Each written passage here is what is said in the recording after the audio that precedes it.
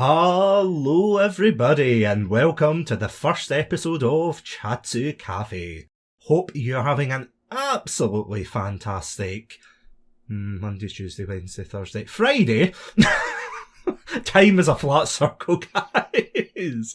Yeah, today I am in the cafe. I can't believe it. I mean, look, you know, we've got a board, we've got a menu, we've got Pandalorian patrons over there, we've got a Chatsu Cafe. Oh my god, it is the bee's knees.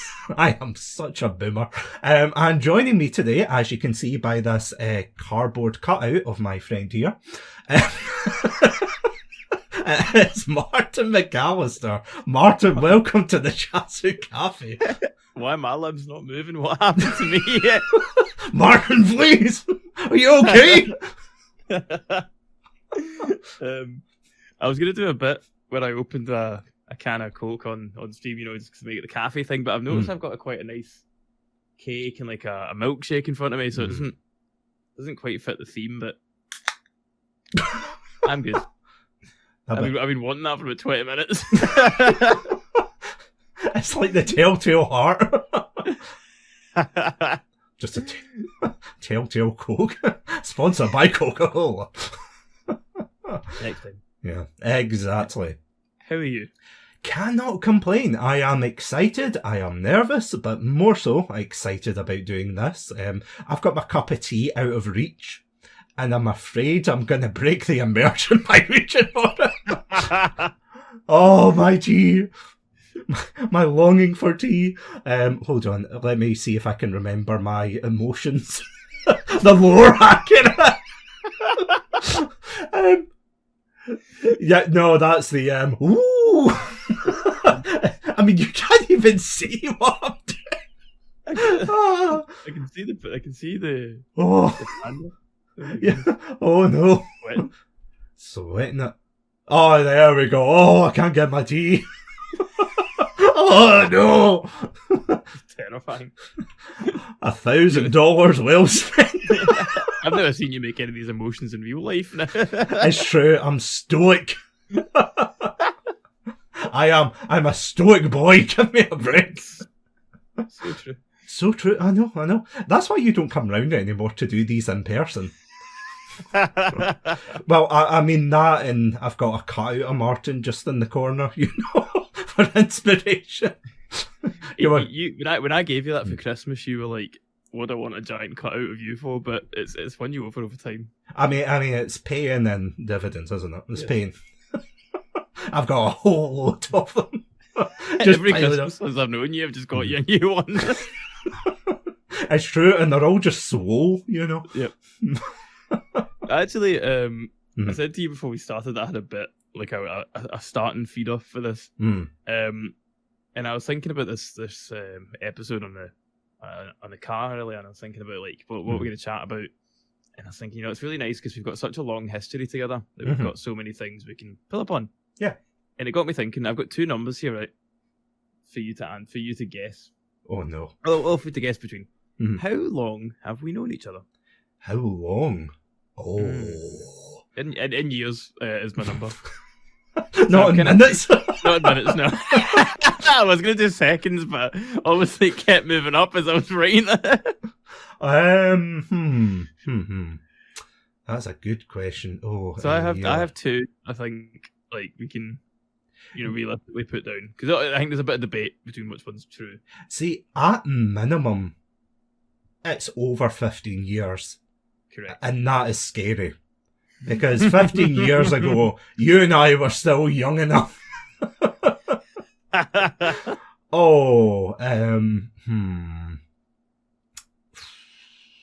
17, 18 years, I would say, that we've known each other.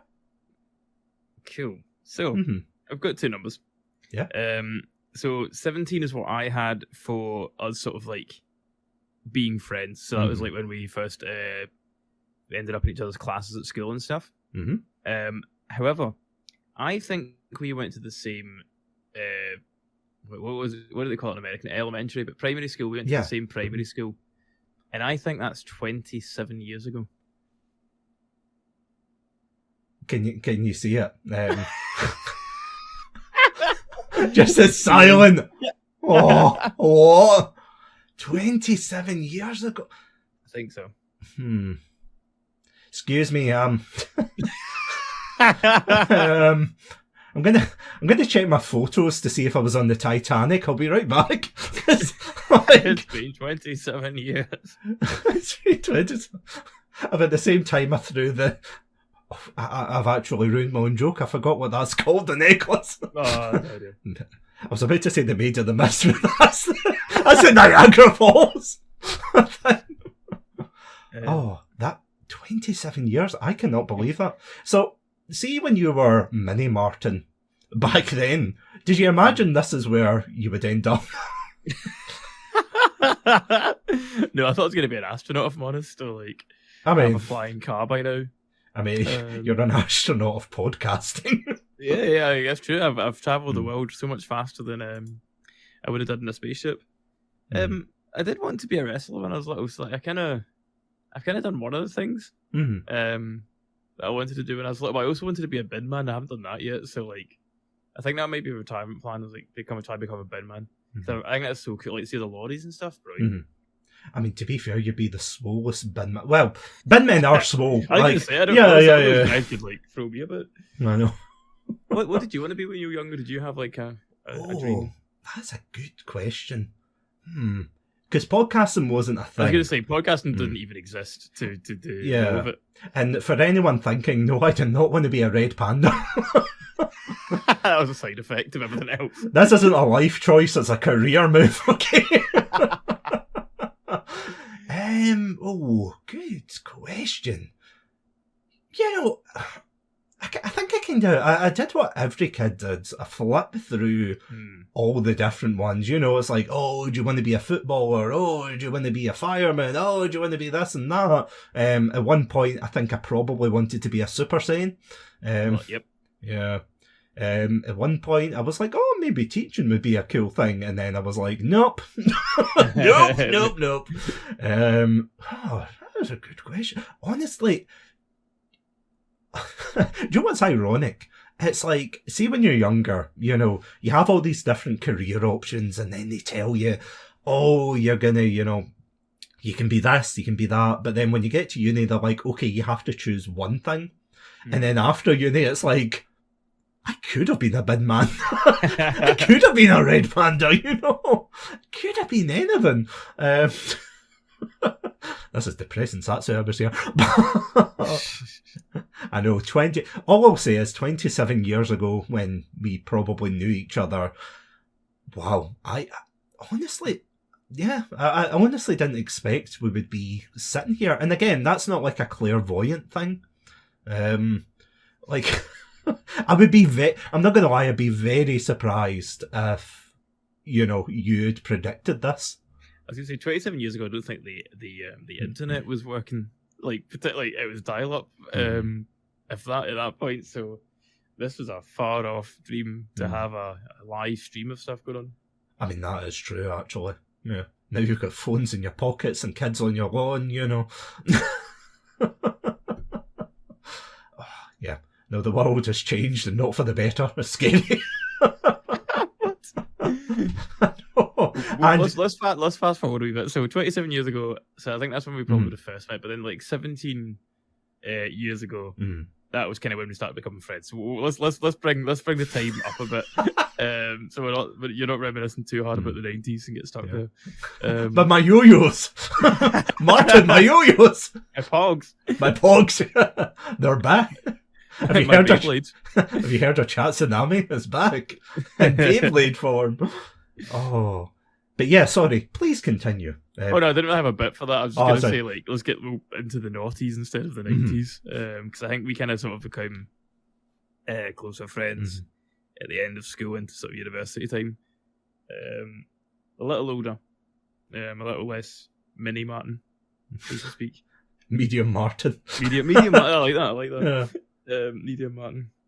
No. I'm trying to think of like small Satsu, standard Satsu. That's how I introduce myself on my CV now. It's like standard Satsu. for all this. Do you know what the terrible thing is? I went to reach out my hand there and I forgot I don't have hand tracking. So, there you go. Take my hand, Martin. Put that away. How rude. Oh, but no, honestly, even in the 2000s, I don't think I would have predicted that. Do you know, I think I was talking to, our friend and fellow co-host Andrew about this, and how if we had started like a podcast in university, it would have been entirely different. Mm. Like, do you feel that way as well with your, content and journey and things, that everything you would have put out there would have just been totally different? Oh, totally. And I think as well, like, in many ways, I'm quite lucky. Mm-hmm. I think that I didn't think to start these things earlier. Because you're laughing, but you know me a bit better than most other people do. And, I was not the greatest of persons throughout my teenage and early 20s, and it wasn't really until my mid-20s that I kind of became who I am today. So I'm kind of glad I didn't have social media as much, like making documenting what I was up to, because I was not a person. I'm glad there's not much documentation for what I got up to. Not that I got up to anything terrible or illegal. I'll nip that in the bud. But I wasn't a very kind person. I wasn't as good a person as I am now. I did a lot of soul searching in my mid-20s. So no, it would have been very different, and I'm glad it wasn't there. What about yourself? Like, what do you think would have happened with you? Now that is a good question. I don't think it would have continued, to be honest. I have done kind of a lot of different, like, hobbies, I suppose is the right word for. Well, not for Chatsunami, but even pre-Chatsunami. As you know, I never shut up about language learning. I mean, I've got Duolingo on the back burner, just sitting there, like a Egyptian mummy, I would say. Yeah. Like between language learning, between writing, between so many. Do you remember, and this is going way, way back, this is in the lore, by the way, this is in the Martin Satsu lore here, that we used to run like a gaming group on Bebo, of all places. Yes! I forgot about that. How could you? You said you'd never. Hold on, where's my sad face? How could you? That was the name of the group. Martin never forgets about this group. That's so specifically weird. Yeah. I totally forgot about that. Yeah. It's wow. Yeah. I mean, I don't. Oh, sorry. That lit up a part of my brain there that I just, like, it was obviously just closed off. I genuinely forgot about that. Did you, actually? Yeah, genuinely. I thought you were going to mention the Doctor Who stuff, but yeah. Yeah. Uh-huh. I forgot all about that gaming thing on Bebo. Yeah. I mean, to be fair, it was on Bebo, and for anybody joining us in the cafe right now, first of all, hello, make yourself welcome, have a cup of tea or coffee, hot chocolate, maybe a snack, and listen to us reminisce. But if you know what Bebo is, please let yourself be known to us, because I feel crazy when I talk to people about Bebo. I always say, oh, do you remember Bebo? Bebo was, amazing. And they're like, what, you mean MySpace or Facebook? Is like, I think that's the thing with Bebo, is it was such a microcosm's not the quite word. Microism isn't the microcosm. No, microcosm, is that what we call it? Maybe. But it was like, it was so like, it was existed in between Facebook, if that makes sense, because Facebook when it first started was like kind of an older person's thing, and MySpace was dying off, and this Bebo came up, but it was only there for such a short time because like all the celebrities were starting to use Twitter, and Facebook was kind of like still kicking up. So yeah, Bebo was such a small window in time. Yeah, because I think it was mainly UK centric, wasn't it? Yes. Mm-hmm. I don't know. I said that so strange, but yes. Yes. Yeah. Who is in your like top 8 Bebo friends? Well, you, of course. Of course. I didn't know Andrew back then, but I'm sure he would have been. I don't even know if Andrew did have Bebo. I'm going to have to ask him that. I'll ask him that when we record Animation Month. Right in the middle, just save it for right in the middle of the episode. Yeah, he's like... You ever had Bebo? It's like, now I know you're talking about the philosophical ramifications of Detective Pikachu here, but have you had a Bebo? Yes or no? Our friendship depends on this. Yeah, honestly, I honestly think that was the peak of social media. Like, I know it's rose-tinted glasses, but the only misinformation you had, right, was, you know, those YouTube videos of, like, Spider-Man 4, and they were convinced that Jim Carrey was going to be Carnage, right? That and do you not remember they used to get a lot of the chainmail kind of things, like the copy and paste, like if you don't copy this yeah, you have to. I know we still get a lot of that now, but when we were younger it was so much more convincing because we were young, so like it was like, you know, there was stuff in there that was pretty scary. Tag 6 of your friends, or a killer clown will send you love on Bebo in 2 weeks and all this. God, I completely forgot about them. You see them pop up and it's like, you know, the Obi-Wan Kenobi moment of, now there's a name I've not heard in years. Panini the Clown or something coming to... Oh yes, Panini the Clown. I couldn't remember, you know, the joke, the famous clown. That's what I was trying to think of, yeah. Oh, Panini the Clown goes to the doctor. And he said, Doctor, do you want half of my meatball Mariana? This is why I'm not in stand-up. This is why I run the cafe as a red panda. I mean, but yeah, there was so much of that. I remember you could customise your profile and things. This is the thing that this baffles me to this day, because like Bebo and then especially MySpace was like so customizable that you could go in and you could change like the CSS and the like. That's actually a lot of how I learned to early programming, was through learning HTML and CSS through. Well, maybe not learning it, but having the confidence to do it. This is kind of what's put me off on the track of programming. Yeah. Become a software engineer in my actual job, and like that was so crazy that you were allowed to edit websites like just on the fly like that, and customize things and make these themes and upload them, and like the internet was way less standard, and it's something I see a lot of people talk about in video games nowadays, but like everything was so, I don't know what the opposite of minimalist would be, like maximalist. But everything was so over the top and nobody had a clue what they were doing. So everything was just bright and gaudy and everywhere. And it was a very different looking time for the internet.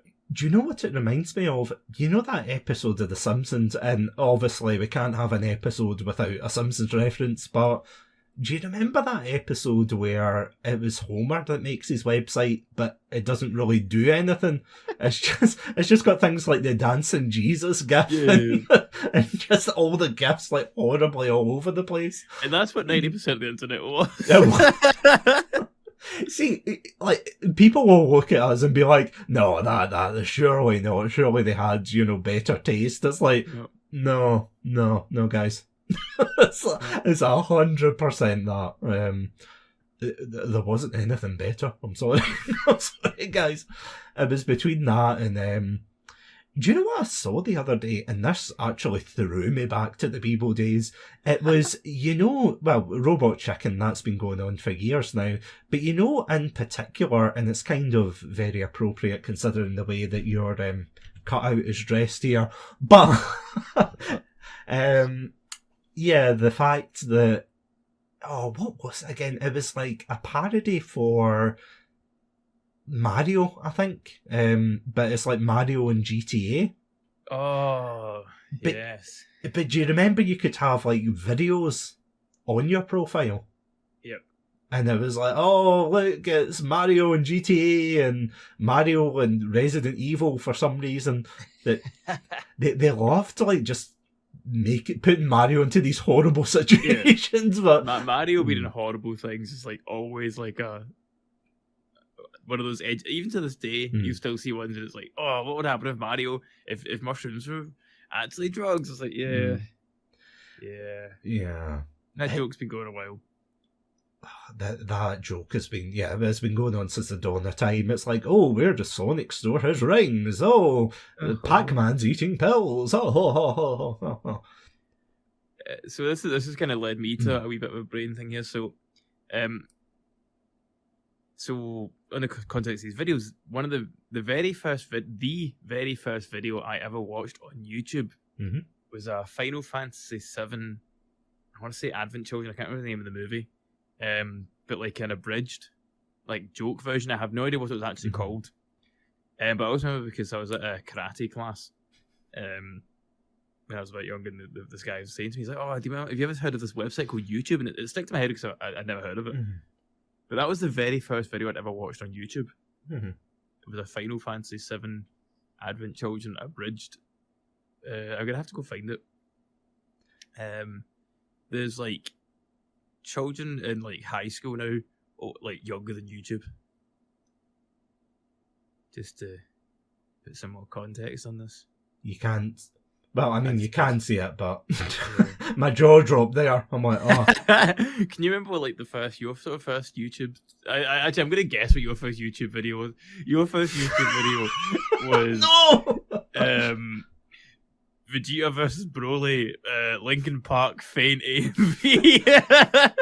You know, I would not be surprised. See if it was like let the bodies hit the floor. Yes. Yeah. Do you remember there was a period for ages where YouTube started cracking down? It was like the first like foray into copyright stuff. Okay. So it was like they had to mute copyrighted content. So what they did instead was, and for anyone who's listening to the tomes right now, please grab a drink. It's going to be a while. But remember there was that where they were saying, okay, you can't use this song. You can't use Linkin Park's Numb. You can't use Wake Me Up Inside or Bring Me to Life. You can't, use any of these. But you can use this royalty-free music. And one of them was the let the bodies hit the floor. Let the bodies hit the floor. It was just like, what the hell? But that song is now ingrained in my mind. Like, do you think whoever made that song, do you think they get royalties now, or do you think they're just like, nah, I sold my soul long ago just to get rid of that? I think, the band's called Drowning Pool, and they are on Spotify, so I hope they get something out of it. I'm sure someone I know's seen them live, and like, it's one of those ones. It's a shame to see a one-hit wonder band live because everyone's like, "Oh, the other stuff's good," and you all kind of like stand around and politely applaud, but then you're waiting for, you're waiting for the bodies to hit the floor. That's what you're there for. That song has become ingrained in culture forever thanks to that one decision by YouTube to ban everything else. I just want to draw attention to the rest of the cafe here. One of our members here, like on Mars, is saying those are some very emo song choices. You're not wrong. You're not wrong, but just what it was a different time. Back, honestly, like, do you remember AMVs were like the thing back then? Like, they were the I don't want to swear. They were the business. They were I don't know why I said it like that. I apologise. I don't know what that gimmick was supposed to be. They were the bee's knees. They were the bees. The knees of the bees, yes. God, I'm old. They were the sore knees of... Rather than the wasp's ankles, they were the bee's knees. But they were everywhere. What I'm saying is, you don't get a good AMV anymore. So Linkin Park brought a bunch of new songs out last year, and that was how people tested if they were good songs or not, as they just made AMVs with them, which I thought was such a great bit. So what's the name of the newest Dragon Ball Z game again? It's like Burst Force or something? Oh, Sparking Zero. Sparking Zero, that was so wrong. I mean, you were close enough, yeah. You got it. But it was the intro to that. People were putting different the new Linkin Park sort of songs over it, like Is this a good Linkin Park song? Yes. It works with the intro to a Dragon Ball Z game. It's 10 out of 10. Did you ever see... I can't believe I'm laughing at this, but did you ever see the one where it was the guy who went to the Linkin Park concert and he had his phone up, and I think it was when they were playing them or whatever, and it was like the Dragon Ball EMV that was one. That was such a good bit. It's just like, imagine paying all that money for it, and you know what? I genuinely, I would not be mad. I would be watching that EMV being like, hell yeah. So I've got a concert story, kind of similar, not similar, but on the same vein as that. So one of my favourite bands of all time is a band called the Gaslight Anthem, and they play like I don't know, you call it New Jersey rock, and really good band. I love them to bits. Seen them hundreds of times live, and I'll see them hundreds of times more.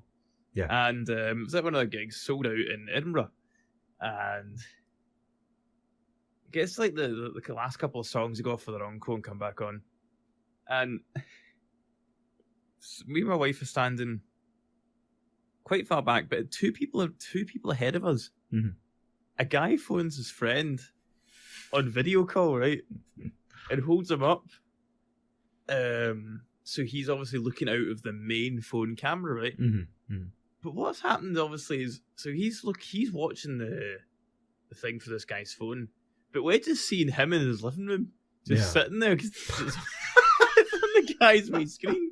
And what he does, obviously, just completely unaware that we're all watching him, but like your eyes are glued to this because like why would it? But he just goes and makes a cup of tea and is like sitting having a cup of tea and a biscuit watching this band, and I was like, this is the coolest thing ever.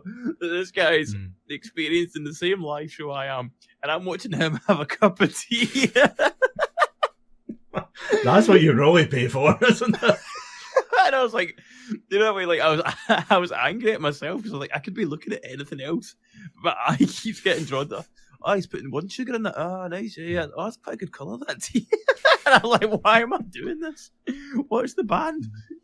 I hate it. Well, not hate, but it's always like a funny memory, I suppose. See, when you see people in a concert, you're just like, what actually are you doing? I remember my partner and I, we went to, and again, this isn't as rock and roll, but we went to, it was like we got tickets for this like Les Mis thing. But what I didn't realise was, and again, I just want to preface, we are not old enough to have been like in the same school as Alfie Bow and Co or anything. But I didn't realise that they were actually singing that day. And I was like, oh, cool. That looks like Alfie Bow. But other than the fact that, you know, he's singing along and, he definitely, like, he's a good singer, but he definitely loves himself when he's singing. Because he was lingering, and there were these really, like, older women in the front, let's just say, and every time he finished a song, they were up clapping. Yes. Love that. Oh, they were, honestly, I genuinely think if they got the opportunity, they would have started a mosh pit. Lay mosh pit, if you will. Oh.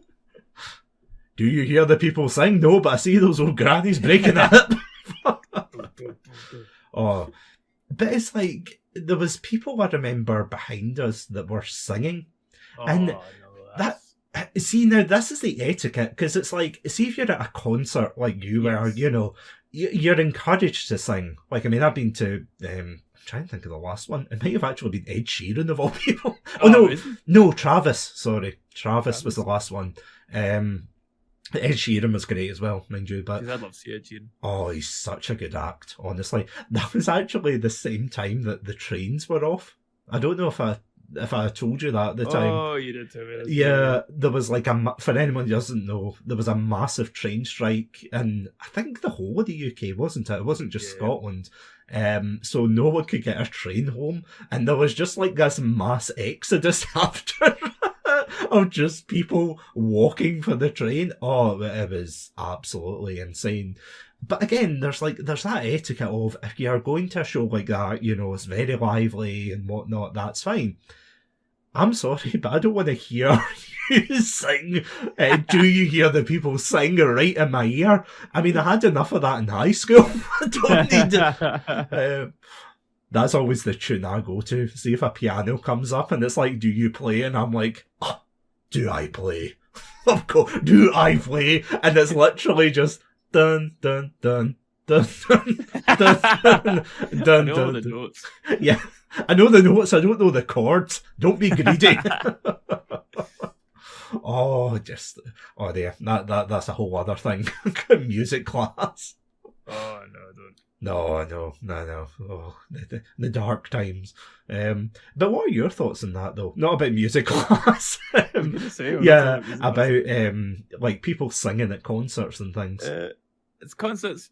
Knock yourself out. That's what you're there for. Have some fun. Bit of a riot. Theatre shows very much less so. Like, I've paid probably more than a concert to hear specifically. Those people. But I want to say my least favourite, I don't know if it's my least favourite, my most favourite, I can't really decide.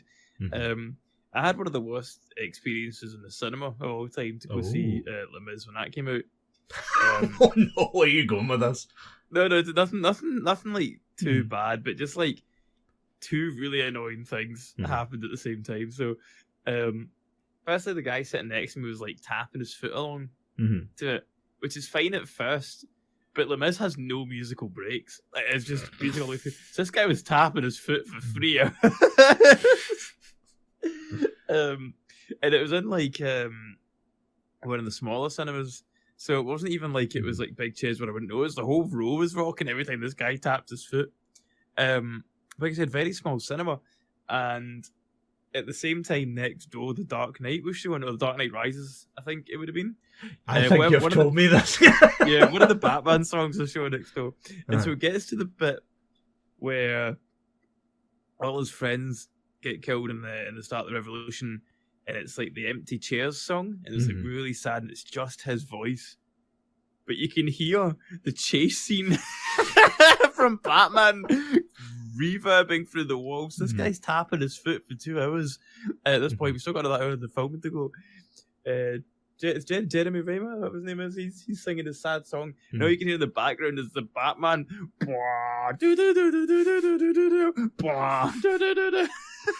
I was like, what is this film? Why have I paid so much money to see this in the cinema? I don't know if I want to see like Christian Bale. It's like Batman and Les Mis. At that point, honestly, I was waiting for it. I was waiting for him to pop through the screen. It was yeah, I saw it twice in the cinema. I actually enjoyed it much more the second time. I can't believe I saw that film twice. Anyway, why? I wasn't been impressed. I'm on. What I was going to say is like the first time you're like, I wonder if Batman will show up at the revolution. Tell me where the people are singing. It was before all the cinematic universe stuff, so like I wasn't that ready for it yet. Oh, of course. Do you know? I'm trying to think of like the last terrible cinema experience that I've had, because probably when you went to go see War of the Hero and I wouldn't shut up next to you. Every time something cool happens, I was like, on my feet, yeah! I mean, to be fair, that is a hell yeah movie. That was and again, I cackle. See, every time I listen back to our episode and I tell it to people where there was a guy literally a few seats along. There was a scene where one of the characters, this is Lord of the Rings, okay, you know, it's Lord of the Rings, it's usually very stoic, it's very, serious, and it was like, when the guy in freezing cold temperatures, like, takes off his shirt and starts pummeling me on his fist. I love it. And it's like Mother Nature that takes him down in the end. And the guy got up and left. Or was it... Sorry, was it that bit? Or was it when they fought the troll? It was when he fought the troll. And he just stood up and walked out and just didn't come back. Oh, that was... I love that was his breaking point, because there was so much more nonsense to come as well. He didn't know what he walked out on. It's so good, though. That's so good. Oh... Because the other one I remember going to see Sonic 3, and would you believe it was empty? Oh. It was all families, but it was empty. And it was just me and my partner because, me going by myself, that would look a bit, I don't know, just strange. But it was us, a couple of families in front of us and maybe one or two families behind us. But it was empty. I was like, this is a new film, where's my Sonic fans? Sonic. When I went to go see Brave, the Pixar movie, I went with my wife and we were like the last two on the screen and we got separated. Oh. So it was like, I would have rolled with like a family of 6.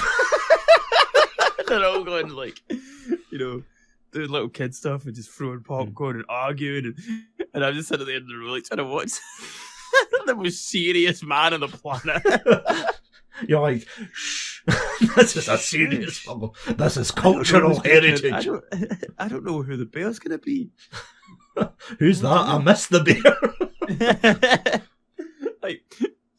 And I think I'm not much of a family man. I'm not great with kids, and so I was like my worst nightmare. My wife's like, she's having a great time. She got down with these. She had down a few rows further down with like a really nice family. They sort of she became part of their family. Well, I was just a weird outcast on the end of the aisle. You're not my real mom. Shut up, mom. See, it's a weird thing because it's either going to be kids or teenagers that cause the main ruckus, isn't it? Don't get me wrong. I remember years ago I went with a friend to see, I can't remember, it was a terrible film anyway, but we went to see this film and this couple sat, literally it was empty. Like it was empty, it was the middle of the day. This couple sat a couple of seats beside us in the back row. So I was like, okay, bit weird, but okay. Then they brought a carrier bag out and I'm like, okay, maybe they brought a couple of snacks. When I say they brought out a packet of digestive biscuits, and like, one of those big packs of, the cans you get, like the 8-pack or the 12-pack or whatever, it was a chunky bag. So all you would hear in the silence of the darkness was, psst, psst. I was like, why? Why would you do this to me? This is ridiculous. They're coming up and sitting next to you just to assert dominance as well. Oh, God. I mean, sometimes it's quite funny because, as I was saying, with the Sonic one, the only funny thing that happened was at the very beginning of the film, they pan around and they show Shadow and like this, the big, I don't even know what you call it, like the container thing. He's in like stasis and everything. And this kid, as soon as Shadow popped up, the kid turned around and went, "That's Shadow!" It's like, it was so funny. When I went to see Sonic 2 though, there was a wee boy that he got up and in one of the scenes Jim Carrey like does the flossing dance. And this wee boy got up and started flossing. You should have seen his mum. His mum was mortified. His mum was like, sit down right now. It's like, it was so funny. But alternatively, and I've said this on the podcast before and on stream, but I remember when I went to see I think it was the Muppets film, and there were these kids who were clearly bored and they were running like all around the cinema. They just didn't care.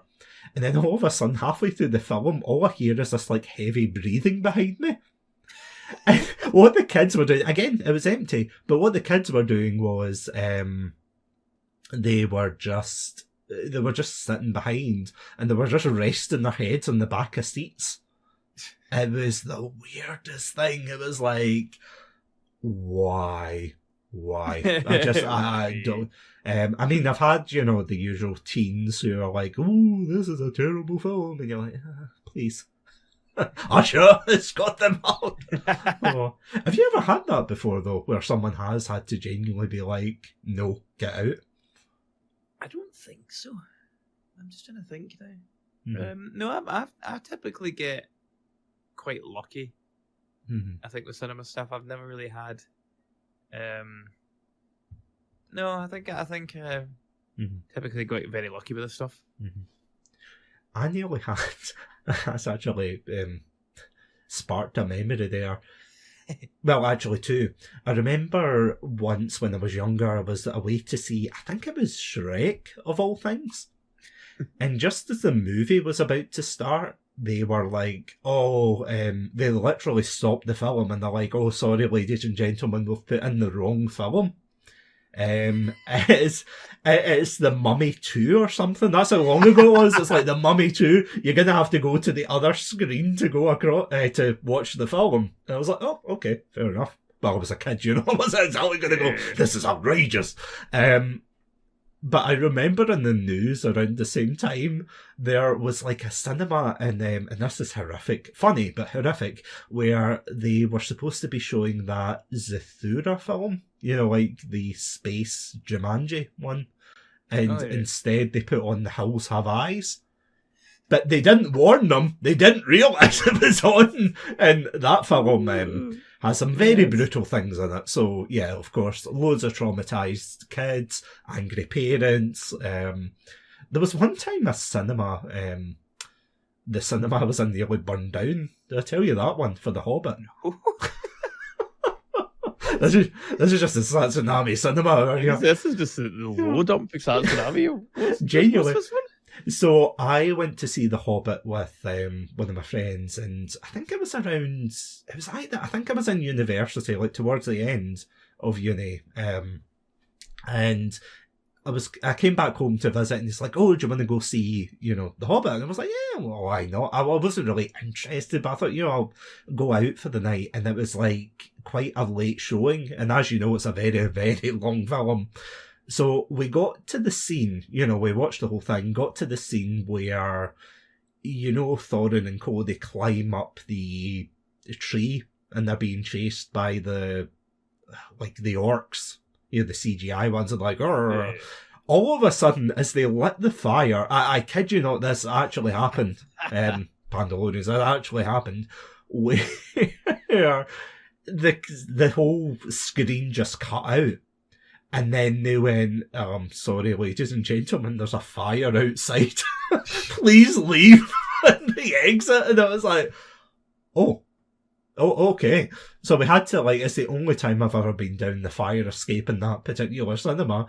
And then we're waiting to get back inside for the film. And then we were like, should we even bother?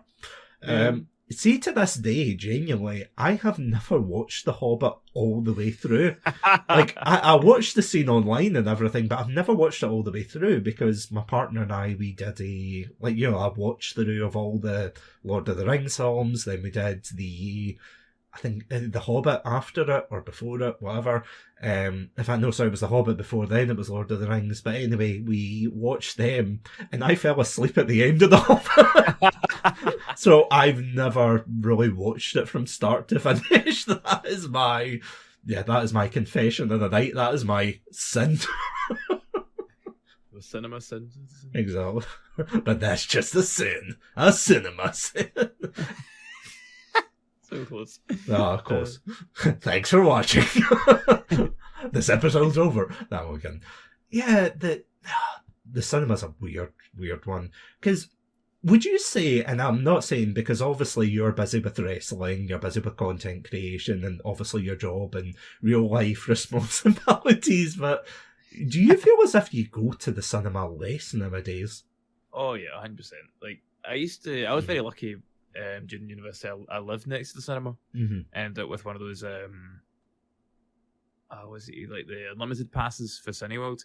Yeah, it was brilliant, man. Like you would just, you could go multiple times a week. I got used to going on my own as well. Like you would just go to the cinema yourself. And I really enjoyed that. But yeah, I don't. It's that thing. Like back then, I enjoyed like the whole. What would the word be? Like. Brooding. The whole process of going out, the whole yeah, like the whole event. I enjoyed the event, and now like I'm kind of the opposite. Like I can't be bothered going to the cinema a lot of time, and I'll do it for the odd big film, but I think especially like post Avengers, I'm not that bothered by any of the big films in the cinemas now. Obviously apart from Lord of the Rings, Lord of the Rohirrim, but I think. I'll go see the new Godzilla film. I'll go see if there's a really funny film that catches my eye. But I'm not a big cinema goer. I'm not a big movie guy now.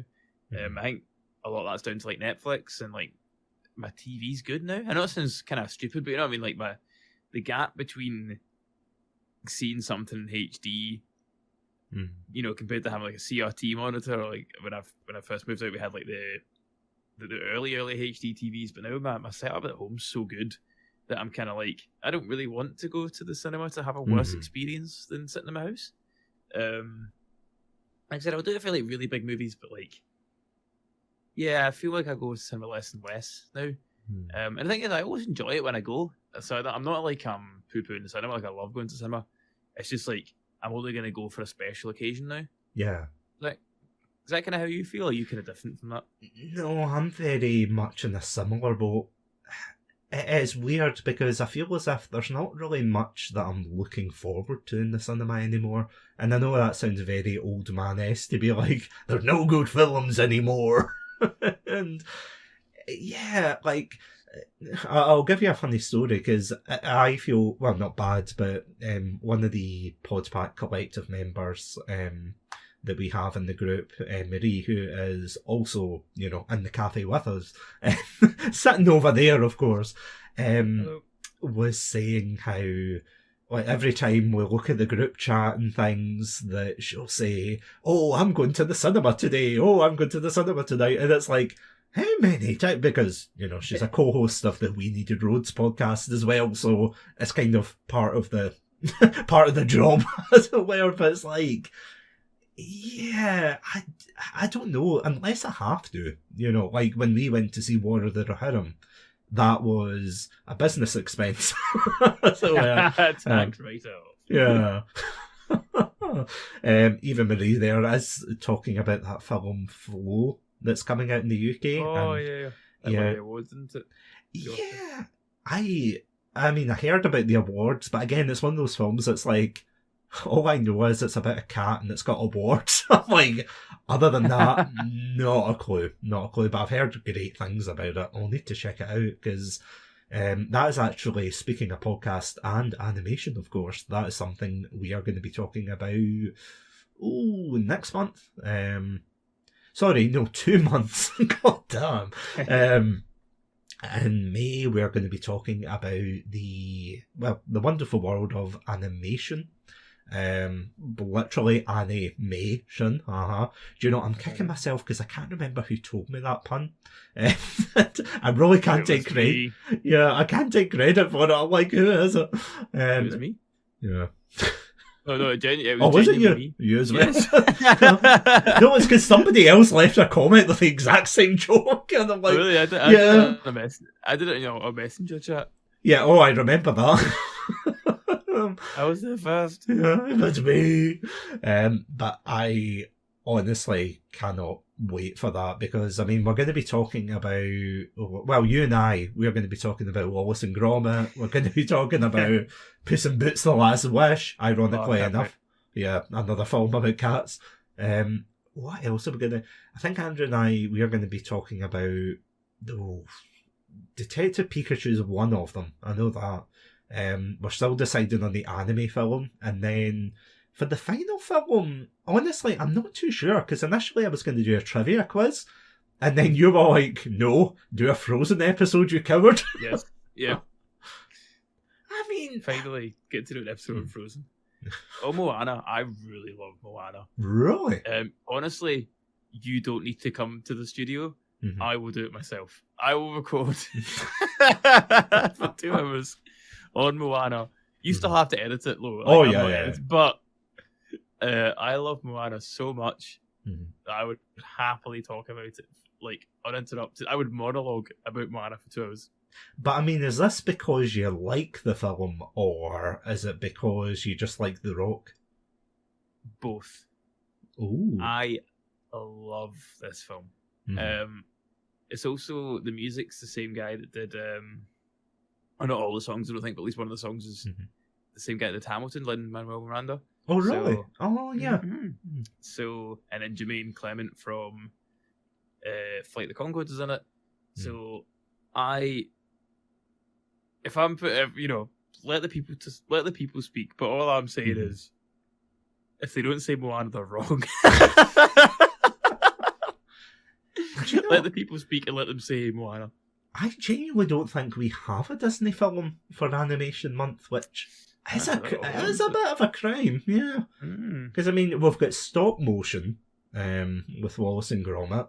We've got the CGI real-life blend. I mean, let's face it, it was either Detective Pikachu or Who Framed Roger Rabbit. But I'm going to be honest, after the Super Mario Brothers film, I've had enough of Bob Hoskins. Oh. Well, okay, yeah, for legal reasons, that's a joke. Where's my red panda lawyer? He's not under the table. He's got some time off. Yeah, exactly. I'm trying to think of what other ones. We've got anime, of course. We're still kind of deciding which film to do for that. This is a cheeky sneak peek for all the Pandalorians out there. Because I don't know, initially I was like, yeah, let's do a Studio Ghibli film, but we've done about, I want to say 2 of them? 2, 3? I watched both,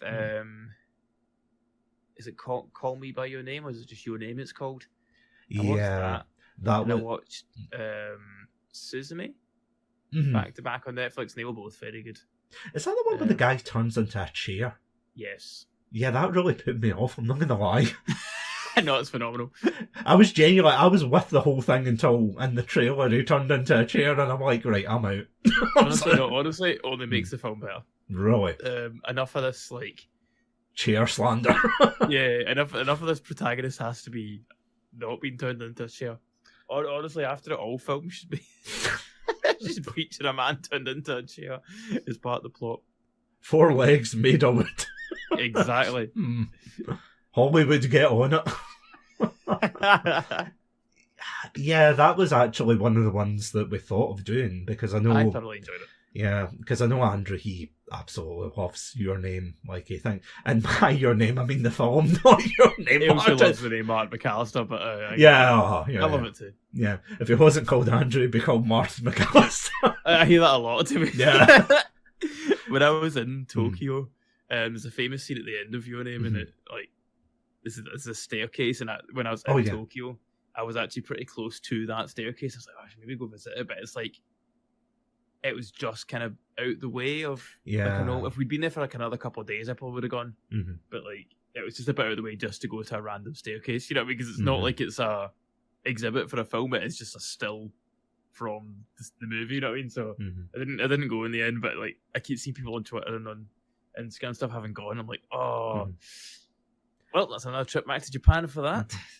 What I love is, and maybe it's a cultural thing, but what I love is there's 2 staircases I can think of. Well, technically 3 if you include the Rocky staircases, but people still treat that with respect. But you've got 2 staircases. You've got the one from Joker. And you've got the one from Your Name. Every time I see the Your Name one, you know, it's all very cutesy. Oh, like, I'm going to put my sparkly eyes on this. Oh, it's amazing. Oh, it's you know, so kawaii. Then you get into the Joker one that's like, dude, what the hell? Get off my stairs. I need to take the trash out. What the hell? You know, you get so many different ones, and you're just like, I don't know, it's weird. But then again, I've never been, you know, had enough time to compile cinematic staircases. I just think that's wrong. What a series that should be. Chatsu staircases. You know, weirdly enough, it would probably be the series that would launch this podcast into the mainstream, the limelight. I'm trying to think of other staircases. Not so much specifically staircases, but that is funny. No, what I was thinking of is like when you talk about like people get like, oh, get out away, like how you have the the pizza on the roof house, Breaking Bad, and they put up like a whole bunch of fences and said, please stop coming to our house and throwing pizza on the roof.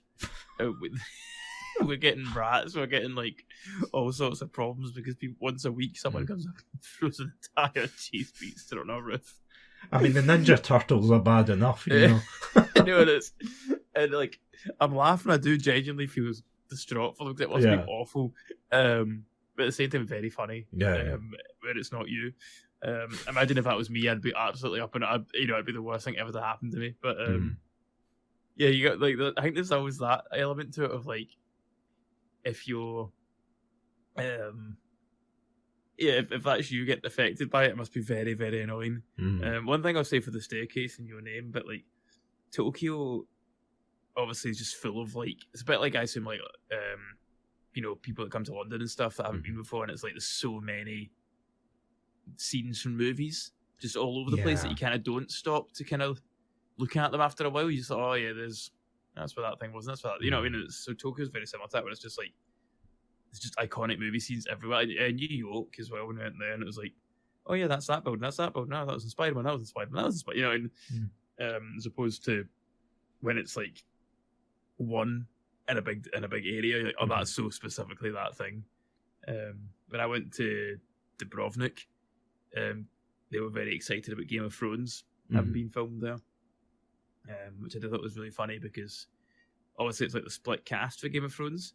So some of them had to go to like really cold bits of like Scotland and Ireland and even further north like Greenland and stuff, and then a bunch of them just got shipped out to Croatia for like 6 months. Like, brilliant! I know which team I want to be part of.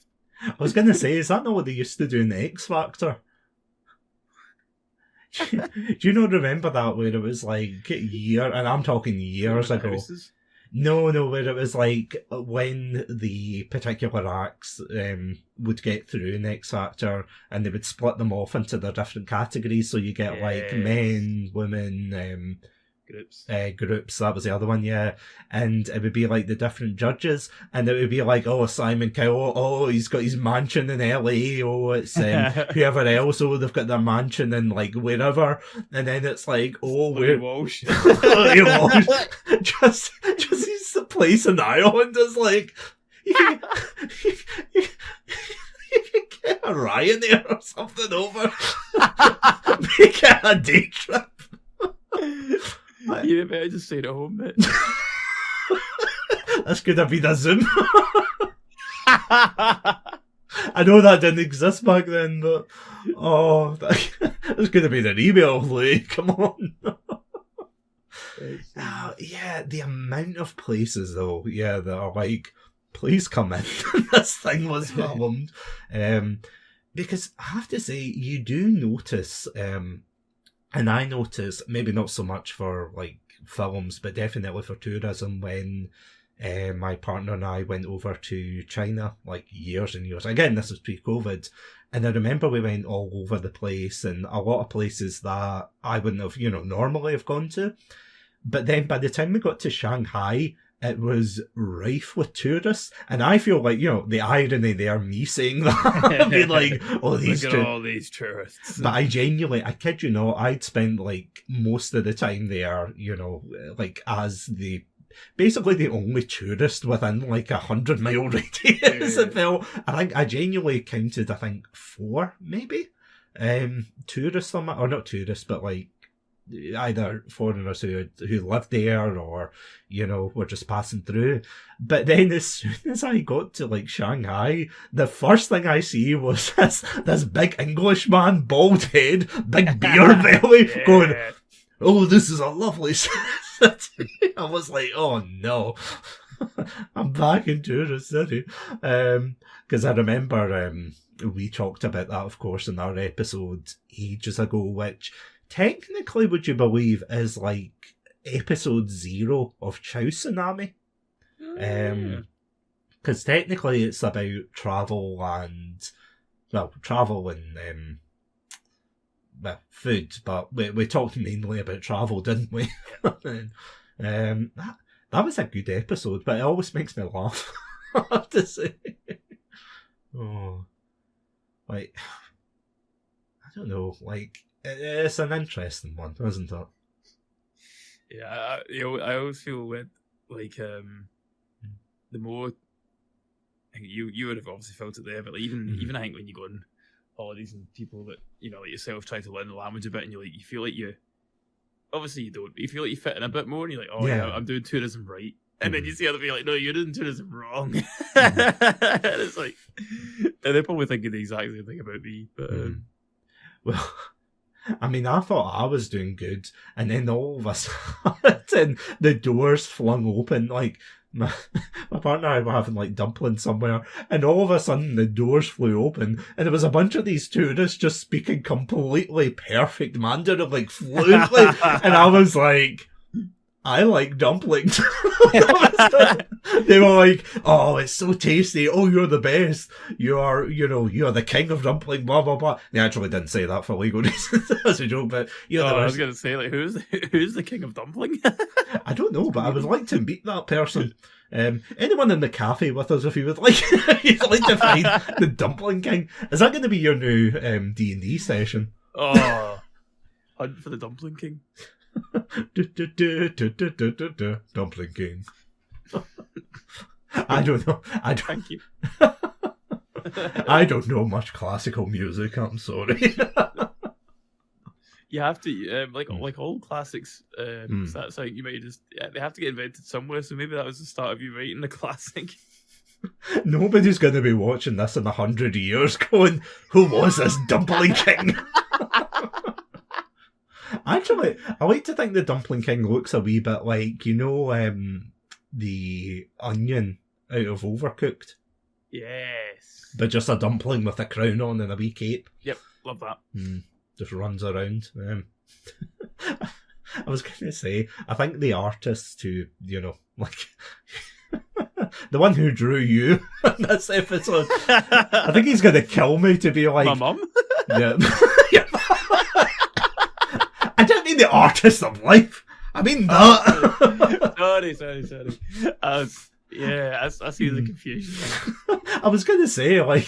That's on me. It was very prophetic that she drew you with overalls and a Mario cap. Oh, God. Actually, speaking of Mario, we should probably mention that before we wrap up. Oh, yeah, you should probably, of course. The reason we're doing this. Yeah, so... God, I can't believe, as of, doing this episode, and you'll probably be watching this while Mario Month is out, yeah, we have been doing, just an absolutely fantastic month of Mario content. The month before, in February there, we were doing Avatar: The Last Airbender with Andrew, which was absolutely fantastic. And then I thought, you know what? Enough of these philosophical ideas. Enough of this thinking it's time to get silly with it. And then we ended up, that was a bop. Anyway, then, yeah, of course, we decided to do Mario Month because Mario is 40 years old, isn't he? Yep, a bit older than us. I mean, as a concept, by the way, not as a man. How old is Mario? I don't know. Like, anybody with us here, how old is Mario? Is it like as a guy? Yeah, like, but is this going to be like a thing where it's like, oh, he's been 20 all along? Yeah, I was going to say, like, it's because he hasn't really aged since, like, the first game to the... I feel like we must discuss this at some point during the 4 episodes about how old Mario actually is, but yeah, he's somewhere between 20 and 80. He's not a Lego box. You can... Between 3 and 99. Undoubtedly. It says that on the side of that Lego box for a minute, so he must be aged between there. I mean, granted, you would have to be 99 years old to pay for the Mario kit. Have you seen that? It's like a tiny, or not tiny, but it's like the Mario Kart. The car from Mario Kart. And it's like, hey, wait a minute. Yeah, it's like, oh, look at this. And it's like $166 or something. Yeah. And I know our parents must have, rolled their eyes when they bought us Lego and things back in the day, but Jesus Christ, I mean, we have adult money and even we're going, no, that can't be right. Counting your pennies like that can't be right. But yeah, Lego Mario aside there, yeah, he must be. There has to be, like, within that age range, like, just yeah, just what'd you call it? What's that meme again? It's like waving, not randomly, but just waving in a general direction. Be like, yeah, it must be. But of course, we talked about Mario Odyssey. Fantastic game. We also talked about what it would be like to live in the Mario world, which I cannot wait. As of this episode, that's not out, but cannot wait for that. I say last week, but it's today. We talked about the Super Mario Brothers film. That was great. So I was saying this to you before we started, but I had to pop over to the shops earlier, and usually when I pop over, I'm like, you know what, I'll listen to, the new episode of Chatsunami. Wink. Did you see that? Wink. Yeah. And as I was listening, I have a bit of a Russian roulette with episodes, because there's some episodes that, they're serious enough that I can listen back and go, oh, that was a good episode, oh, I can do it better. Then there's other episodes that have me howling and cracking up. This was one of them, because if you haven't heard it, definitely go check it out at chatsunami.com. But yeah, it was us talking about being Chris Pratt impersonators. I just absolutely lost it. I was absolutely howling. So funny. So terrible, but so funny. Do you actually... I've always been curious about this, but see, when you listen back to certain episodes of Chatsunami, have you ever had that where you're just doing your shopping or in the gym or whatever, and then you just burst into laughter because of... I can't listen to a lot of them in public, because I do, like, and you'll know this far more than many people on this, but I laugh quite loud. No. Yeah. Shocking confession here. And I know you know, because you spend most of your time editing episodes with me in it, trying to avoid mic crackle and normalize the volume of that stuff. So I have to avoid as much as possible that kind of thing, in case people get a fright in the street and just turn around. Because if I just burst out laughing, that's like blocks. Blocks of the city hating me. It's like a call to action. The beacons are lit. Yeah. So it's the horn that Gimli blows when it's the laugh of Helm Hammerhand. So yeah, I can't listen to a lot of them in public for that reason. So, bit of a confession here, right? My editing process is usually that, I'll throw the audio into Audacity, right? That's fine. Throw it into Audacity, think, right, okay, what I'm going to do, I'm going to bring it up with the compressor, and usually the compressor brings it up to a kind of like happy medium of like all the audio waves. That kind of uplifts it if they're all really low and whatnot. I'll add I can't even remember not the equalizer, but there's another thing like to boost the like bass of the voices to make it nice and bassy. But for yours, I'll be quiet, and then just a vertical line just going up, and it's like, oh, blah blah blah, vertical line again, and it's like, what I have to do is now I go in and I have to like clip fix them. So I have to bring them down so that when I bring the compressor up, because see, if I put in the compressor, it won't raise the highest, peak of your mic or of your audio wave. So I have to lower your laugh. Hurtful.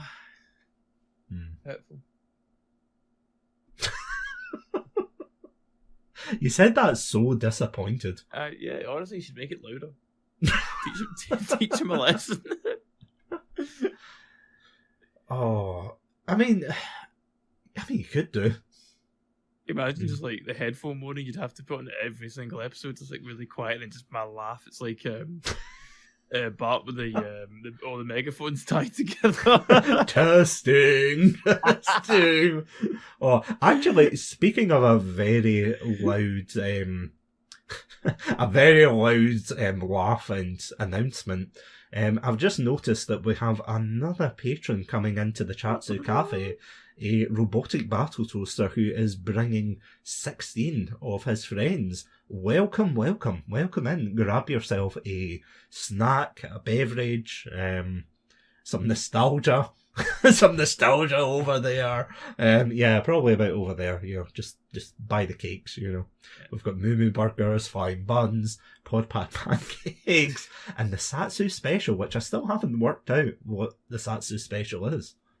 Oh, that's what's so special about it. Oh, I see. It's Satsu surprise. It's just kind of whatever's left in the cupboard.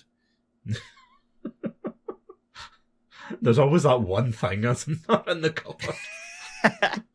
Oh. So what was your kind of highlight of doing the Mario month stuff? Because I had a lot of fun and stuff with it, but I'd like to know, seeing as you've listened to it all back, what was kind of like your favourite stuff for the Mario month?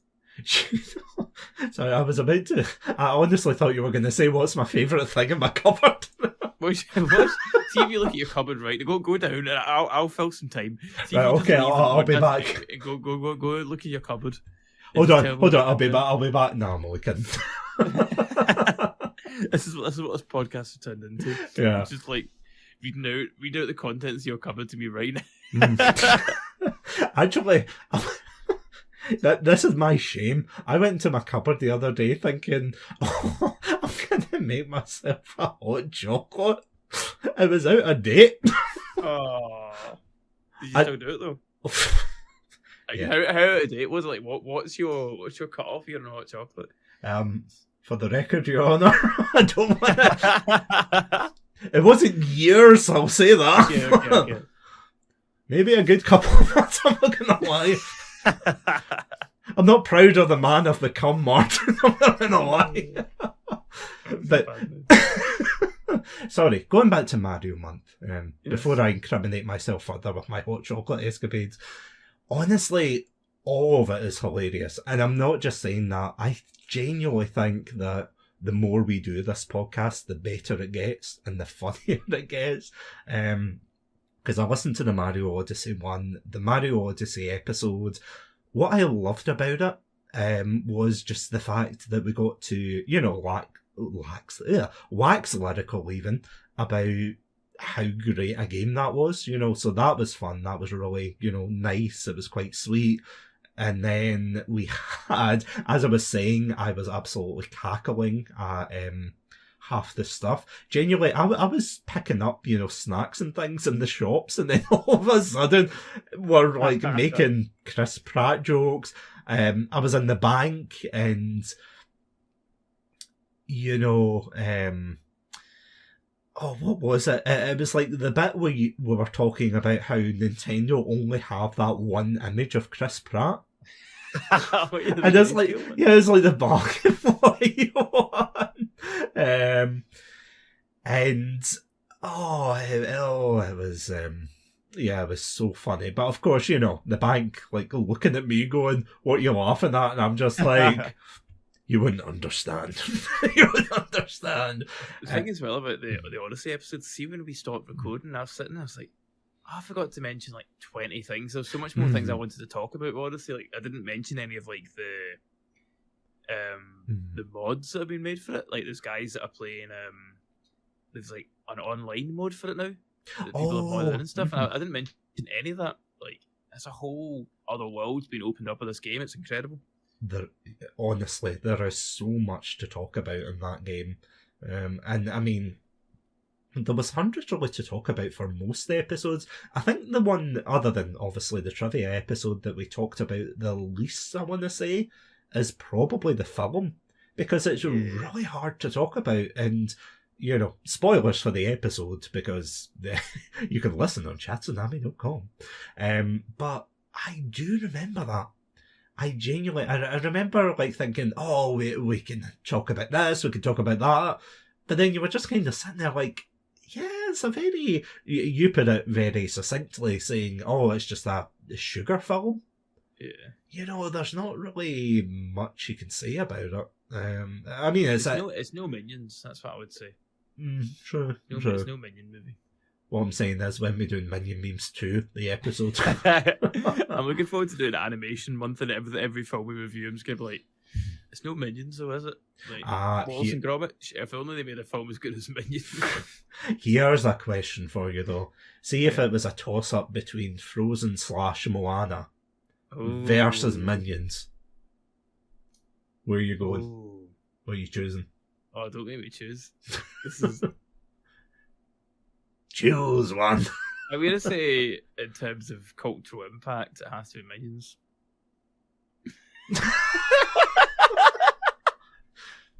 Why? What? No, just say why. Don't change the subject. I'll tell you one thing. Sorry, check, please. Sorry, just speaking of feeling old, just very, very briefly, I remember when I was doing the... what was that again? It was the Living in the Mario World episode, and that's coming out next week, so be sure to check that out. And of course, if you're on our Patreon, patreon.com/Chatsunami, then you can get it now a week early. Wink. I love doing that wink. In fact, that didn't even work. Anyway, ignore my big panda eyes. Ignore my eyes. But the first thing, I don't even know why we talked about it, but it was like, as I said before, we've done Living in the Dragon Ball Z world, Living in the Robotic Battle Toaster, of course, across the table there. He'll tell you we did Living in the Warhammer 40k universe. There was the very infamous Living in the Pokemon world, which kicked it all off, and all of that. But I didn't expect to start talking about the economy. And what I was bent over double, like, laughing so hard when it was like, right, imagine you're living in New Donk City and it's bin day and you're getting chased by a Tyrannosaurus Rex. It's like, yeah, that's what you want. You want to know the bin schedule in New Donk City. That's the detail we demand. Yeah.